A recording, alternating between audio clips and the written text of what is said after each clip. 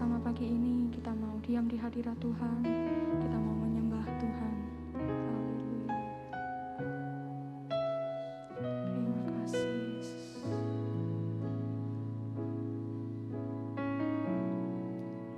Penuhi hatiku dengan hadir-Mu.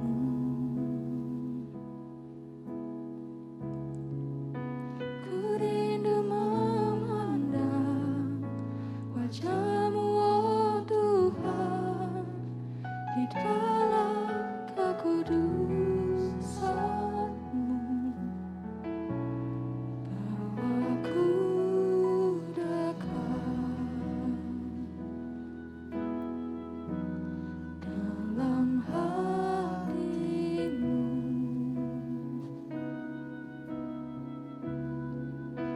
Ku rindu mendengar suara-Mu, oh Tuhan, di tempat kudus-Mu sekarang. Ku rasakan kasih-Mu dan indahnya kekudusan-Mu. Penuhi dengan kasih-Mu, diam di hadirat-Mu. Ku mengangkat tanganku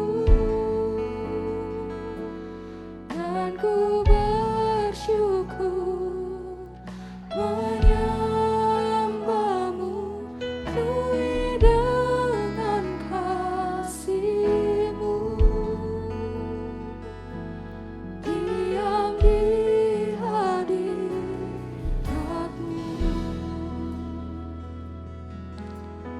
Mari sama-sama kita nyanyikan dari awal. Diriku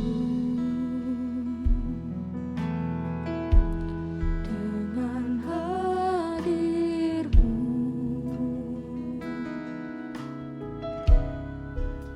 ku rindu memandang wajah-Mu, oh Tuhan, di dalam kekudusan-Mu. Bawaku dekat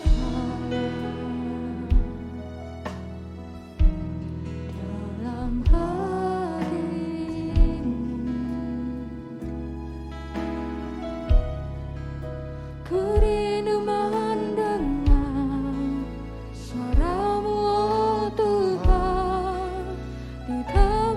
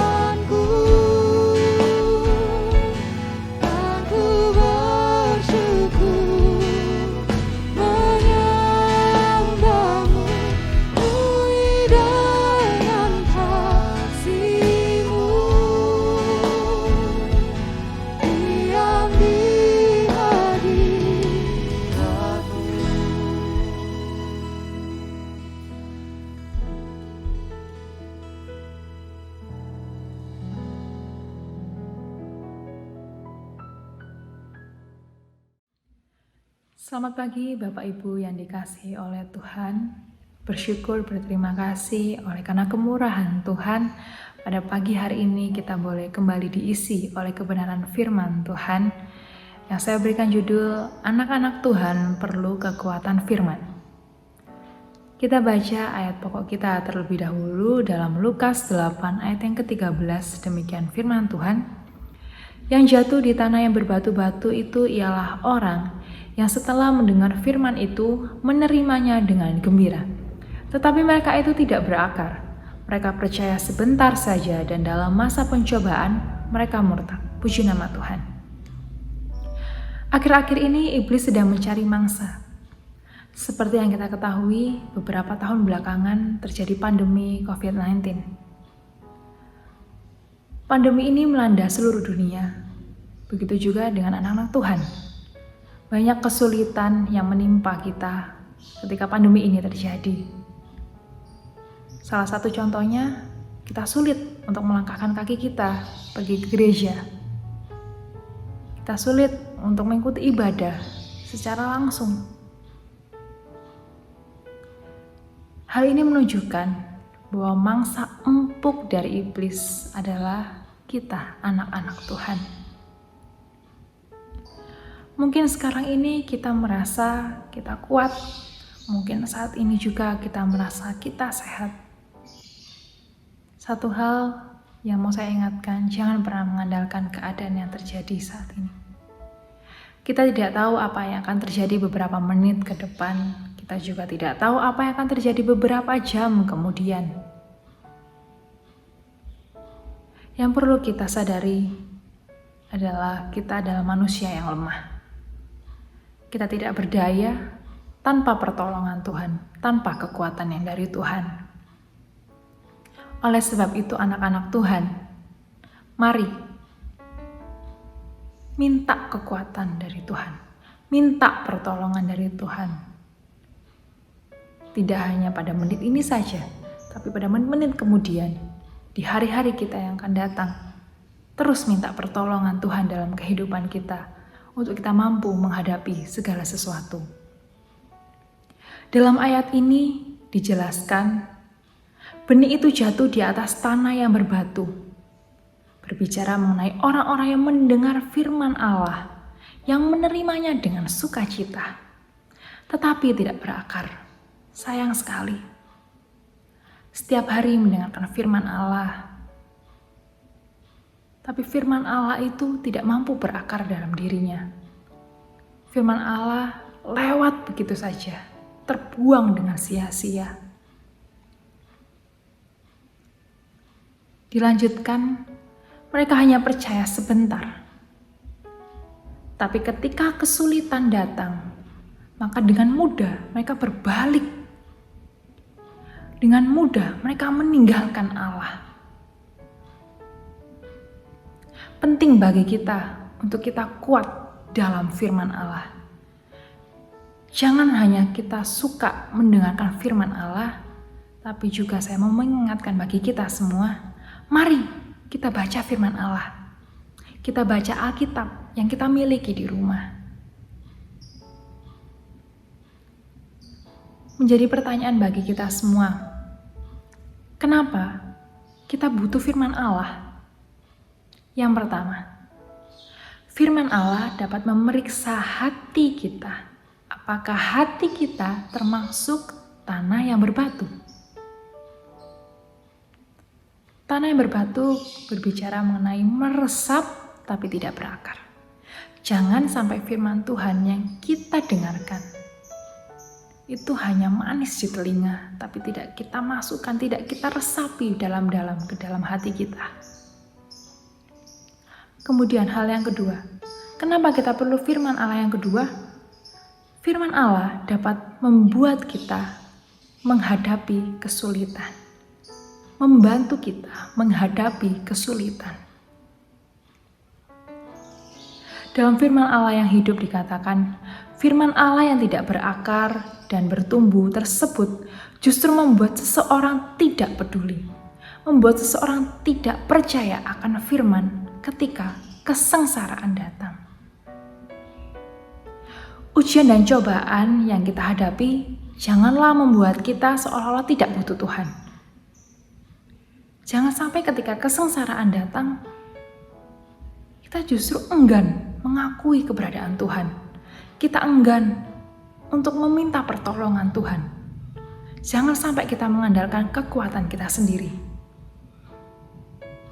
Kita bukan Tuhan, kita cuma manusia. Kita tidak mampu melakukan perkara hebat, perkara dahsyat yang Tuhan lakukan. Kita perlu Tuhan.